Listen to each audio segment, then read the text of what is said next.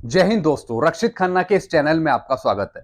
दोस्तों, आज के इस वीडियो में मैं आपको एक जबरदस्त इंफॉर्मेशन देने वाला हूं और ये इंफॉर्मेशन है जेसीओस की पेंशन को लेकर। ओआरओपी 2 में जेसीओस की पेंशन क्यों नहीं बढ़ी, उनकी पेंशन माइनस में क्यों चली गई।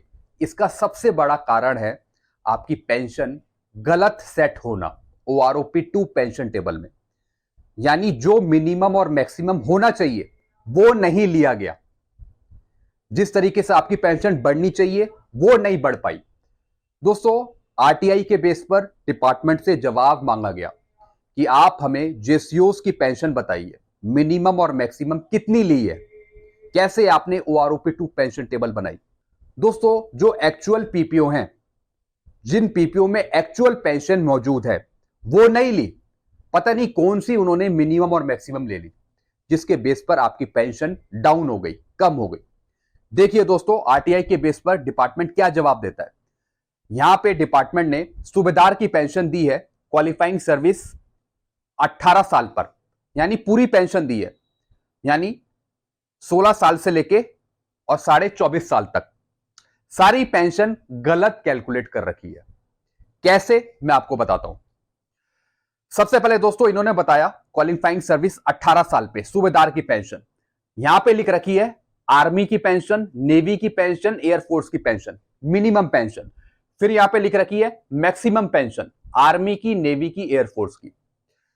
अब देखिए दोस्तों, सबसे पहले मैं आपको 18 साल पे बता रहा हूं एक सूबेदार की पेंशन, जैसा कि जवाब आया है। इन्होंने 18 साल पे सूबेदार की पेंशन सेट करी आर्मी में 25,700, ये एक मिनिमम पेंशन सेट करी, जैसा कि डिपार्टमेंट जवाब दे रहा है।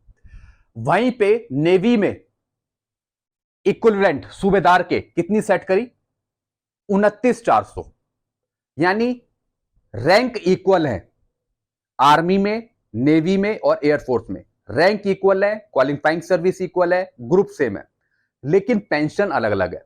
ऐसी गलती नोशनल पे मैट्रिक्स में भी कर रखी थी, जो 608 सर्कुलर है।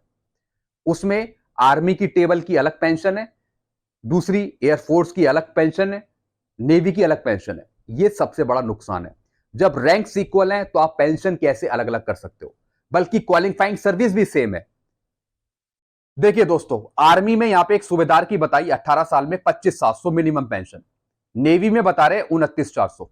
अब दोस्तों, गलती क्या करी, 18 साल में एक सूबेदार की पेंशन आर्मी में उनके एक्चुअल पीपीओ के अकॉर्डिंग उनकी पेंशन है 28,665।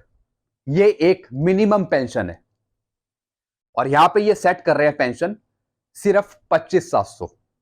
एक सबसे बड़ी गलती, यानी एक्चुअल पीपीओ में जो पेंशन है एक सूबेदार की 18 साल पे, वो है 28,665, 28,665, और ये यहां पे दे रहे हैं 25,700।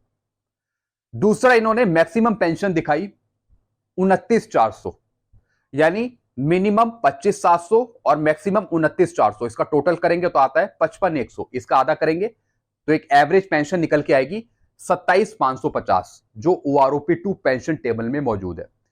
लेकिन यहां पे इन्होंने मिनिमम पेंशन ही गलत दिखाई है, बल्कि एक्चुअल पीपीओ में है 28,665, और अगर हम मैक्सिमम भी 29,400 लें तो आता है 58,065। उसका आधा करेंगे तो 29,033 पेंशन बनती है, और ये बना के देने हैं सिर्फ 27,550। तो दोस्तों, एक यहां पे ये गलती। दूसरी चीज देखिए, एक सूबेदार की पेंशन अगर हम 16 साल में देखें तो यहां पे ये दिखा रहे हैं 26,400, और वहीं अगर हम एक सूबेदार की पेंशन देखें 24.5 साल में तो यहां पे कम हो गई। कम कैसे हो रही है pension, minimum pension? Qualifying service तो बढ़ रही है 15, 16, 17, 18। जैसे जैसे क्वालिफाइंग सर्विस बढ़ रही है उसके हिसाब से मिनिमम पेंशन कम हो रही है। कैसे, हाउ इट्स पॉसिबल, ये कैसे हो सकता है? यहां पे 16 साल में दिखाई है 26,400 और 24.5 साल में दिखा रहे हैं ये 25,050। कैसे? वहीं नेवी में अलग दिखा रहे हैं पेंशन, आर्मी में अलग दिखा रहे हैं पेंशन, एयरफोर्स में अलग दिखा रहे हैं पेंशन। ऐसा कैसे हो सकता है? जब रैंक इक्वल है, आपने ओआरओपी 2 पेंशन टेबल में इक्विवेलेंट रैंक की, तीनों रैंक की एक ही पेंशन दे रखी है, हमने मान लिया, लेकिन आप मिनिमम और मैक्सिमम में अलग अलग पेंशन कैसे ले रहे हैं? और दोस्तों, जैसे जैसे क्वालिफाइंग सर्विस बढ़ रही है, पेंशन कम क्यों हो रही है? क्वालिफाइंग सर्विस अगर बढ़ती है तो पेंशन भी बढ़नी चाहिए, चाहे मिनिमम हो और मैक्सिमम हो। तो दोस्तों, जो इन्होंने मिनिमम पेंशन ली है एक सूबेदार रैंक की 25,700 18 साल पे, ये गलत पेंशन ली है। तो दोस्तों, जब कम क्वालिफाइंग सर्विस में ही ये गलत पेंशन ले रहे हैं मिनिमम की, तो दोस्तों ऐसी 30 साल के सूबेदार की मिनिमम पेंशन तो गलत ली होगी, क्योंकि स्टार्टिंग में ही ये गलती कर रहे हैं मिनिमम पेंशन लेने में, और बल्कि एक्चुअल में पीपीओ में कुछ और है।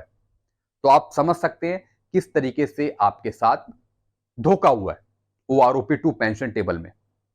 आपको मिलना क्या चाहिए था, आपको मिला क्या? हो सकता है जेसीओ रैंक की पेंशन बढ़ रही हो OROP2 में, लेकिन इन गलतियों की वजह से, गलत मिनिमम और मैक्सिमम लेने की वजह से आपकी पेंशन डाउन हो गई।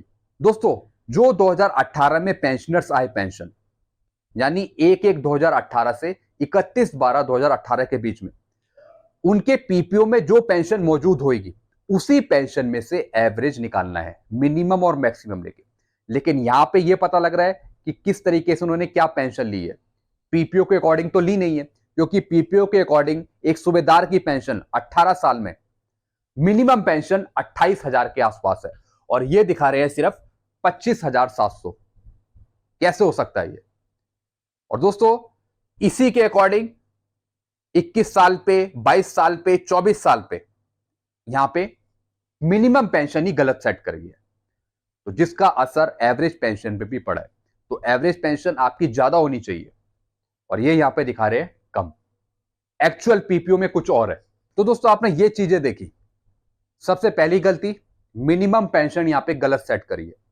दूसरी गलती, क्वालिफाइंग सर्विस बढ़ रही है, लेकिन आप मिनिमम पेंशन कम कर रहे हो। 16 साल पे आप ज्यादा दे रहे हो मिनिमम पेंशन, वहीं आप 24.5 साल में कम दे रहे हो पेंशन। ऐसा नहीं हो सकता।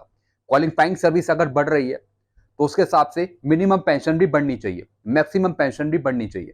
तो दोस्तों, ये जो गलतियां हो रही है, इसका जो नुकसान है वो आपकी रैंक को हो रहा है, आपकी पेंशन को हो रहा है। जो पेंशन आपकी ज्यादा बननी चाहिए वो कम हो रही है। तो दोस्तों, ये चीजें मैंने आपको समझाई। आप क्या समझते हैं, आप नीचे कमेंट कर सकते हैं। वीडियो आपको अच्छा लगता है, वीडियो को लाइक करें, और दोस्तों चैनल को सब्सक्राइब कर सकते हैं। Thank you so much.